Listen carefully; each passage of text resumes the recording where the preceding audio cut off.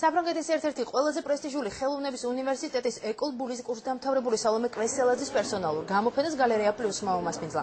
პარიზში მცხოვრებმა ქართველმა ემიგრანტმა ქართულ დამთვალიერებელს ვეფხისტყაოსნის თემაზე შექმნილი ნამუშევრები წარმოუდგინა.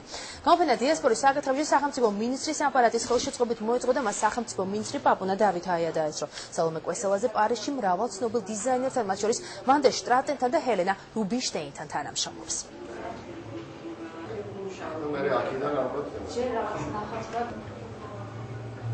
წელს მქონდა სადიპლომო წელი და გადავწყვიტე, რომ ფრანგებისთვის გამეცნო ჩემი ქვეყანა და ეს ვეფხისტყაოსანისგან. შევქმენი ჩემი ვეფხისტყაოსანი, როგორც ითქმება. სხვადასხვა ეტაპები გამოვხატე აი ამ ისტორიის. ძალიან დაინტერესდა ამ თემით, იმიტომ რომ ძალიან პერსონალური თემა იყო და ალბათ კარგად გამომივიდა ამაზე ლაპარაკი, იმიტომ რომ ჩემი ქვეყანა. ძალიან გაგვიხარდა, როდესაც ეს ინიციატივა იყო, რომ მომხდარიყო აქ ამ გამოფენის გაკეთება. ვფიქრობ, რომ ძალიან საინტერესო სამუშაოებია. ყველაფერი წინა აქ ხელოვანს, იმიტომ რომ ახლახან დაამთავრა სამხატვრო აკადემია პარიზში და ყველანაირად ჩანს, რომ მას დიდი მომავალი აქვს.